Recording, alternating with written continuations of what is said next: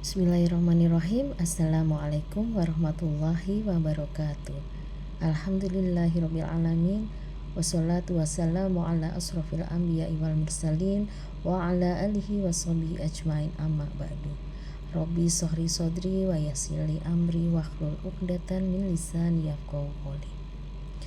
Apa kabar teman-teman semua?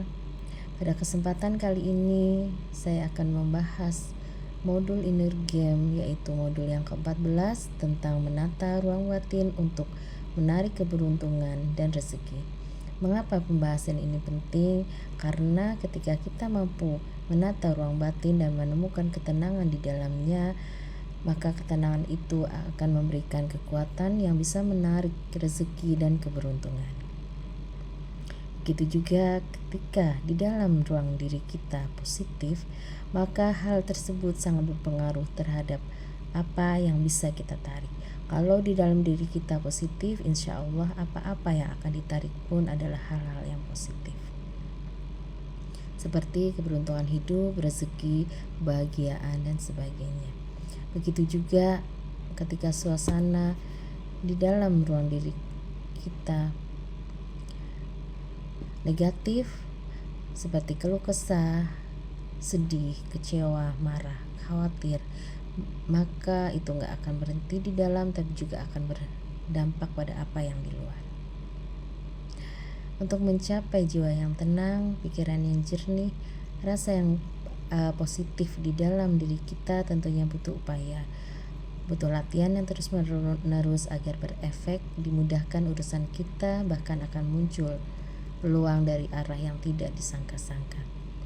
Dalam menata ruang batin agar tetap positif, maka diperlukan langkah-langkah perubahan di dalam kehidupan kita. Setidaknya ada 3 level perubahan, yaitu berubah di level identitas diri, berubah di level proses, dan berubah di level hasil.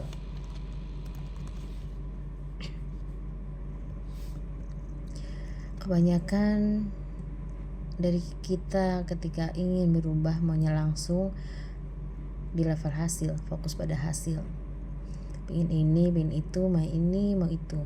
Padahal kalau kita mau ke titik hasil, apapun itu kondisinya, harus terlebih dahulu berawal dari proses. Kalau kita hanya memikirkan hasil tanpa mempedulikan proses, maka itu hanya sekedar angan-angan. Nah, yang kedua, kalau kita fokus pada proses, fokus melakukan sesuatu, nanti hasilnya akan mengikuti. Justru yang kita perhatikan terlebih dahulu adalah untuk mengubah identitasnya. Kalau identitas berubah, maka prosesnya berubah dan hasilnya pun akan berubah. Berubah dulu apa yang ada di dalam diri kita, maka yang di luar pun akan berubah. Bahkan apa yang ada di dalam mempunyai kekuatan untuk menarik kebaikan yang ada di luar. Ketika identitas kita berubah, maka akan berpengaruh pada seberapa lapang wadah hati kita, dan akhirnya kita punya attractive power, yaitu memiliki kekuatan untuk menarik hal-hal yang baik, termasuk rezeki dan keberuntungan. Kenapa yang diambil istilah menarik, bukan mengejar? Menarik rezeki, bukan mengejar rezeki. Persamaan menarik dan mengejar itu sama-sama upaya aktif,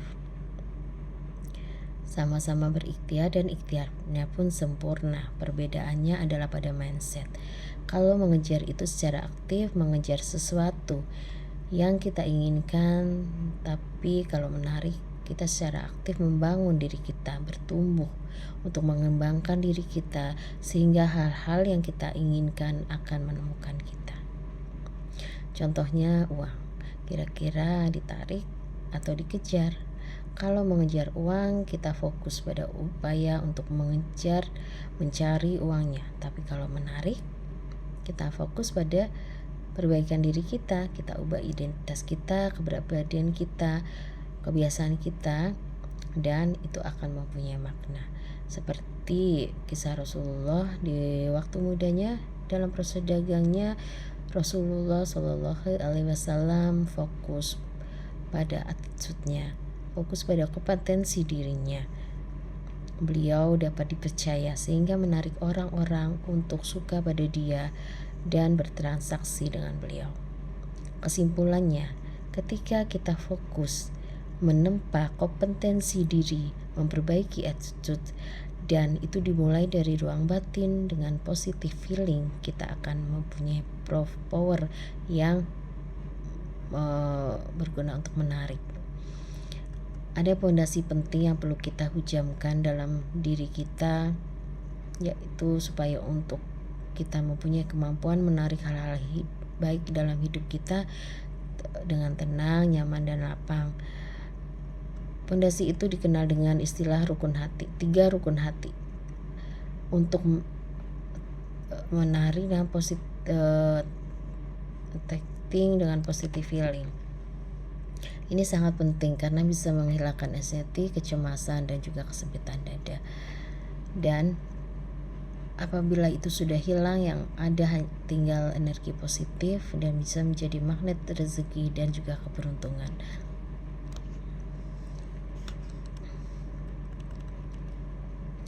Pondasi yang pertama yaitu apa yang ditakdirkan untukku, dia akan sampai kepadaku meskipun jaraknya sejauh 2 gunung, dan segala satu yang tidak ditakdirkan untukmu, dia tidak akan sampai padamu meskipun jaraknya hanya sedekat bibir. Bukan berarti kita gak ikhtiar, karena ikhtiar itu wajib, itu adalah amal soleh. Ketika suasana hati kita nyaman, tidak banyak cemas, tidak khawatir, fokus pada mengembangkan diri, maka kondisi hati yang rileks ini akan banyak sekali membuka peluang keberuntungan dalam hidup kita. Seperti kalimat Imam Hasan Al-Basri, aku tahu rezekiku tidak akan diambil orang lain, maka itu hatiku pun tenang. Dan aku pun tahu amalku tidak akan dikerjakan oleh orang lain. Oleh karena itu, aku pun sibuk untuk beramal. Ini tentang mengalokasikan fokus kita untuk beramal saja, bukan mengkhawatirkan dengan apa-apa yang memang sudah Allah jamin. Dan ini membuat kita tenang menjalani hidup ini yang akan mendatangkan peluang-peluang. Pondasi yang pertama ini juga mengajarkan kita bahwa kita jangan terburu-buru, jangan tergesa-gesa untuk meraih apa yang kita inginkan. Karena terburu-buru itu, tergesa-gesa itu adalah datang dari setan. Itulah kenapa seperti kata filosof, belajarlah pada alam semesta, karena alam semesta tidak pernah terburu-buru, tapi mereka akan sampai. Pondasi kedua yaitu jika aku berbuat baik, maka yang baik datang kepadaku. Seperti dalam surat Ar-Rahman ayat 60, tidak ada balasan untuk perbuatan baik kecuali kebaikan pula. Apa yang kita tanam itulah yang kita tuai. Orang yang punya kualitas mental seperti ini, hidupnya itu akan menikmati. Dia fokus berbuat baik, bersangka yang baik-baik, bicara yang baik-baik, dan itu akan menentukan nasib hidup kita. Bahkan pun kalau kebaikan itu tidak dibalas, kita tenang saja karena semua itu tidak akan tertukar. Kita tidak meletakkan harapan balasan itu kepada orang lain. Semua ada sunatullahnya, semua ada balasan dari Allah.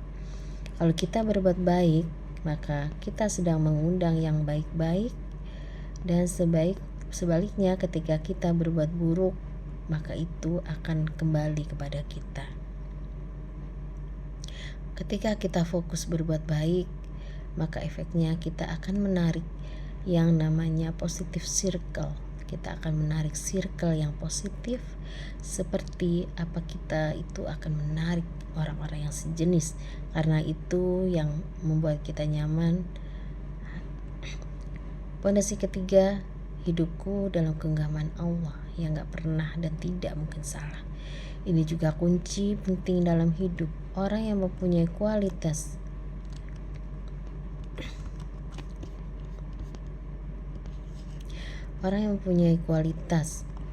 keyakinan seperti itu, ia akan mudah lapang dan mudah ridho hatinya, karena dia yakin semua yang terjadi atas izin Allah, semua baik dari Allah, semua sudah diukur, semua bisa menjadi pengukur dosa, dan kalau respon kita tepat itu bisa menjadi konversi, menjadi pahala. Allah punya banyak cara untuk mengabulkan doa kita. Kadang Allah mengabulkan doa seperti apa yang kita mau. Kadang Allah menunda sampai waktu yang tepat, atau kadang Allah mengganti dengan bentuk yang lebih baik, atau kadang doa itu justru terkabul sebagai penolak bala atau musibah buat kita. Pokoknya terwujud atau tidak terwujud tetap sujud, karena kita yakin bahwa zat yang menetapkan seberagam takdir atas hidup kita adalah zat yang sangat mencintai kita, yang selalu memberikan kepada kita yang terbaik.